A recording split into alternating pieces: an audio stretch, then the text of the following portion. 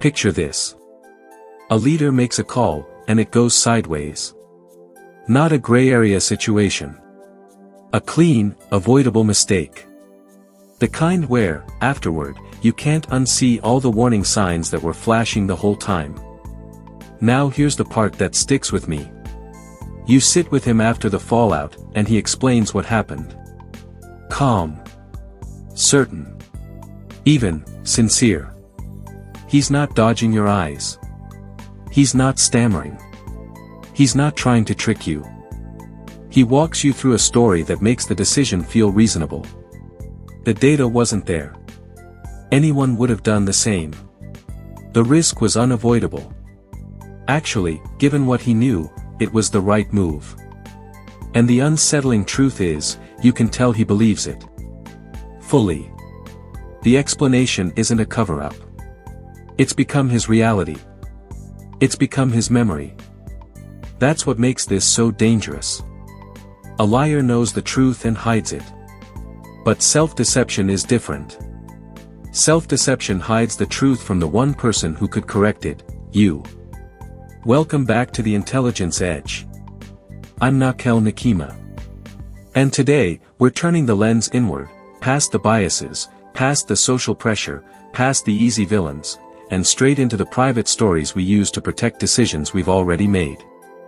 Call it rationalization. Call it self-justification. Call it the mind defending its own choices from reality. With me today, Dr. Sophia Reyes, social psychologist, Dr. Anton Falk, cognitive neuroscientist, Delia Vaughn, former corporate fraud investigator, and returning panelist Marcus Feld, behavioral economics contrarian and skeptic of easy self-knowledge. Alright. Let's get into it. Dr. Reyes, start us at the base layer. What's the engine here? Why do we rewrite our own story in the first place? Because contradiction hurts. There's a kind of psychological friction we call cognitive dissonance. It's what happens when two things you believe crash into each other, like, I'm a competent, good person, and I just made a decision that was foolish or harmful. That clash isn't abstract. People feel it as stress, as tension, as this internal itch that won't go away. And you basically have two ways to relieve it. Option 1 is hard. Admit it. Change course. Accept the mistake. Update your self-image. Option 2 is easier. Keep the behavior, but reinterpret it. Change what it meant, so it doesn't threaten who you think you are. So instead of changing what we did, we changed the meaning of what we did. Exactly. The facts might stay the same, but the story shifts. Suddenly it's, I didn't fail, the goal was flawed. Or, I wasn't cruel, they needed tough love. Or, I didn't break the rules are unrealistic and everyone bends them. And the key is, it doesn't feel like spin. It feels like clarity, like you finally understand the situation correctly. The rationalization lands in your mind like insight. That's scary, because insight is the thing we trust. If it feels like insight, you stop questioning it. Right. And here's an irony people don't like. The more invested you are in being a good person, the more pressure there is to protect that identity. If your self-image is very moral, very competent, then mistakes create more dissonance, and your mind works harder to dissolve it. People who already believe they're capable of wrongdoing can sometimes look directly at a bad choice. But someone who's certain, deep down, I'm not that kind of person, may not be able to afford the truth emotionally. And there's also the timeline, which is almost creepy. A lot of people imagine rationalization happens before a decision, as in, you talk yourself into it. But often it comes after. Your brain arrives at a choice through influences you don't have access to: habit, emotion, context, subtle cues, and then afterward it generates a clean explanation and hands it to consciousness like, here you go. This is why you did that. And you experience that explanation as the reason, when many times it's really an alibi that showed up after the fact. This is where it stops being theory and becomes people's lives. In fraud investigations, I almost never dealt with a movie villain. It was regular people, finance managers, accountants, executives, who did something small and justified, and then kept going. They'd say things like, I'm just borrowing it, I'll replace it. Or, this industry works this way.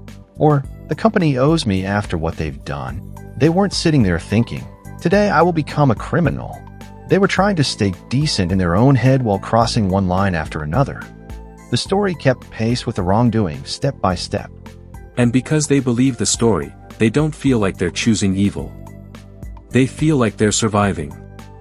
Dr. Falk, you study confabulation, basically when the brain manufactures reasons. How deep does that go? Like, are we talking occasional lies we tell ourselves, or something more constant? More constant. Much more. There's a mental system that behaves like an interpreter, an inner spokesperson. I like calling it an internal press secretary. Its job isn't to locate the truth of your motives. Its job is to provide a plausible explanation that makes you look coherent and reasonable. And what's striking is how rarely it says, I don't know. It almost never throws up its hands.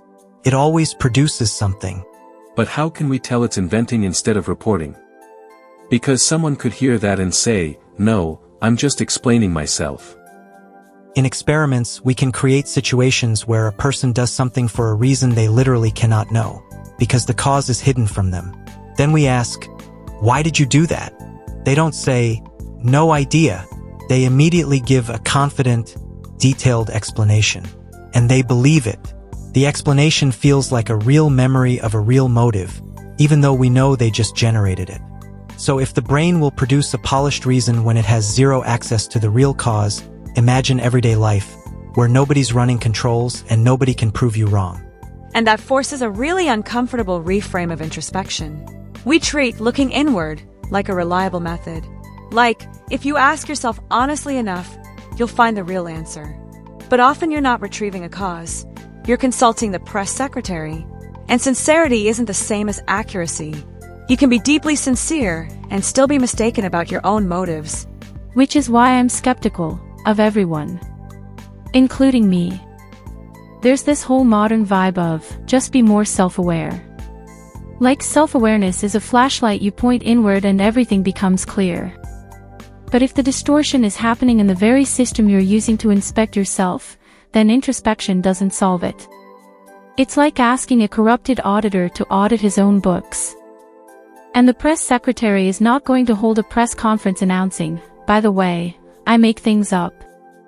So if the internal picture is unreliable, we're going to need external tools.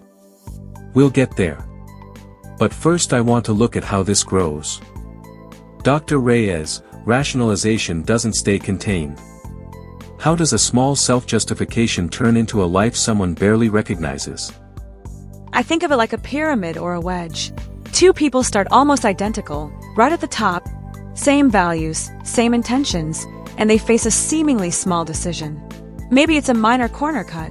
One person does it, the other doesn't. And then instantly the story-making begins. The person who cut the corner tells himself, it's fine. It's necessary. No one gets hurt. The person who didn't tells herself, that's wrong. People who do that are cheating.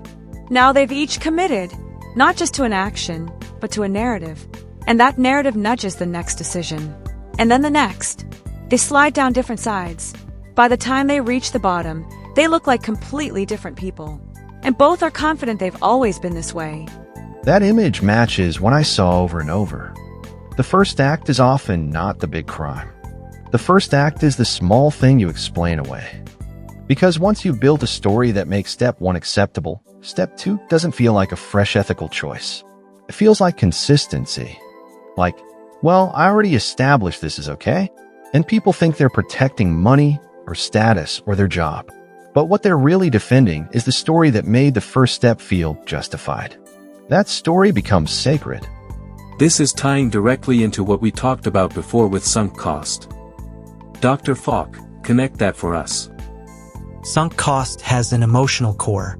It's not just, I spent money, so I keep going. It's, if I stop, I have to admit the spending was a mistake. Walking away doesn't just cost resources. It costs identity. It forces a confrontation with the narrative that got you in. So people keep investing in failing projects, failing strategies, failing relationships, because the exit requires them to open a door marked, "You were wrong." And most minds treat that as a threat. And motivated reasoning is the muscle behind all of it. We like to imagine reasoning as a searchlight moving toward truth. But when we're motivated, when we need a particular conclusion, reasoning turns into a lawyer. If evidence supports what we already did, we accept it instantly. If it threatens what we did, suddenly we become hyperskeptical scholars. We interrogate every detail. Same brain, two standards of proof. Critical thinking doesn't disappear. It gets hired as a bodyguard for the conclusion you're already married to. And the phrase that terrifies me because I hear it so often is everyone does it. It's like a universal solvent. It melts personal responsibility by hiding your choice inside a crowd, whether that crowd is real or imagined. It works because it's often half true. Enough people bend rules that you can say it and feel like you're citing a fact. But really, it's a permission slip you wrote for yourself. Okay. So far, we've basically built a case for pessimism. The mind protects itself. The inner press secretary is always on the job. Introspection is shaky. Self-justification escalates. So let's turn to the practical question. If the inside view is compromised, how do you catch yourself in the act? Marcus, you've been pushing the hardest on the idea that you can't do this from within.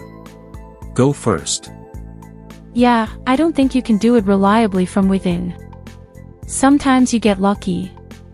Sometimes you have a moment of clarity.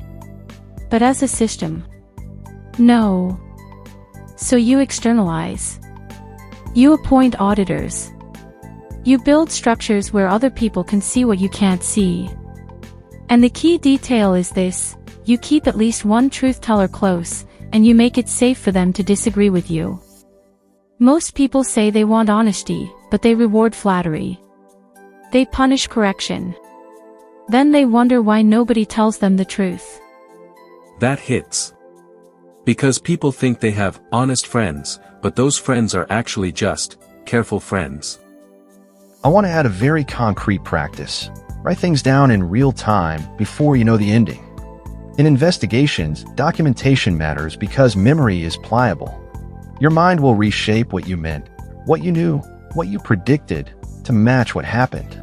A decision journal freezes the record before the story gets rewritten.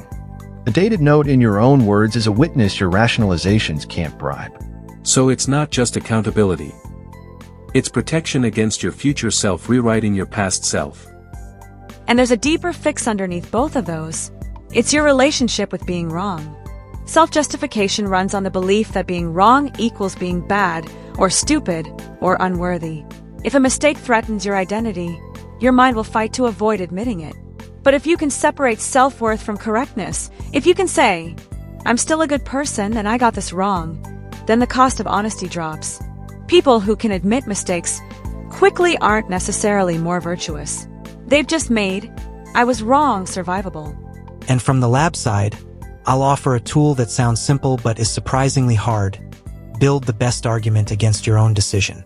Not a weak strawman, a real steelman, the version a smart opponent would present. That forces you to switch on the critical thinking that motivated reasoning tends to shut off when you're defending yourself. You might not be able to fire the press secretary, but you can hire a prosecutor and require that you listen to the cross-examination before you commit. And then there are tells, right?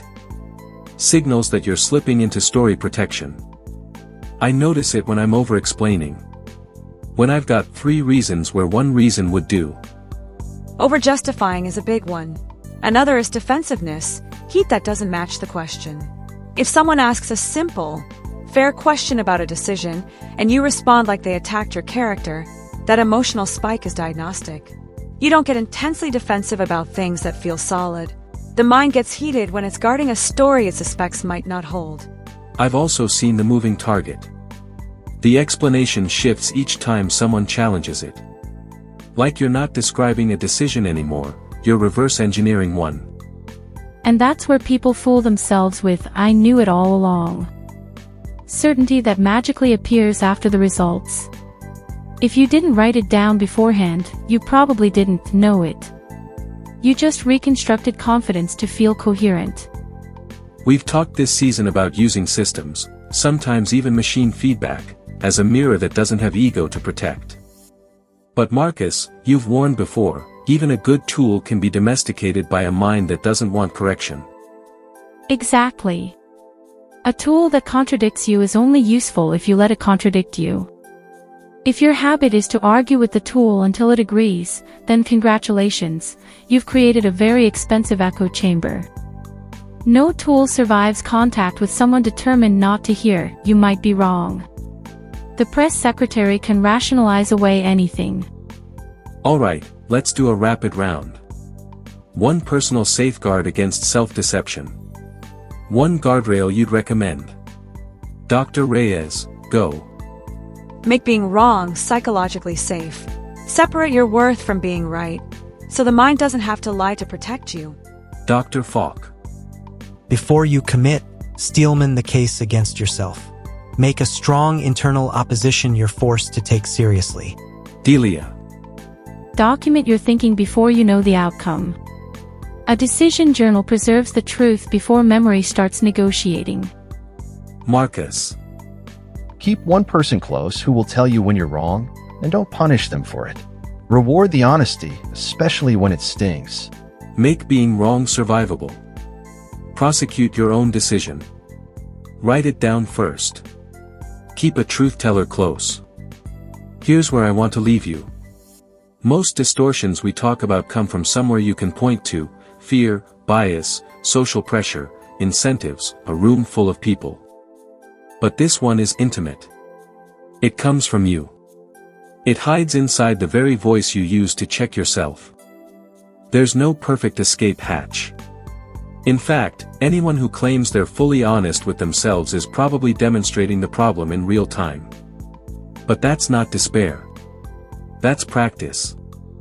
If you can't win the fight entirely inside your head, then do what this season keeps teaching: move the fight outside. Build external truth. Keep someone near you who can say, "No, that doesn't add up," and make it safe for them to keep talking. Write down what you believe and intend before the world tells you what you'll later claim you believed and intended. And train yourself to survive being wrong, so you don't have to become your own liar just to stay whole. And when you feel that flash of heat, that rush to explain, to justify, to defend, treat it like a signal. Ask yourself, what is that heat protecting? A truth, or a story? The stories we tell ourselves are the hardest to catch because they come in our own voice. But you can learn to notice when that voice gets a little too smooth, a little too generous to you. That noticing is the art. My thanks to Dr. Sophia Reyes, Dr. Anton Falk, Delia Vaughn, and Marcus Feld for coming back into the fire with us. Next episode, we shift from comforting stories to time itself, why we trade our future for a present that won't even matter to us later. Patience, temptation, and the conflict between who you are right now and who you're about to become. Until then, prosecute your own story, keep a truth teller close, and keep your intelligence edge. I'm Nakel Nakima. This has been the Intelligence Edge, from the B.I. Channel Radio.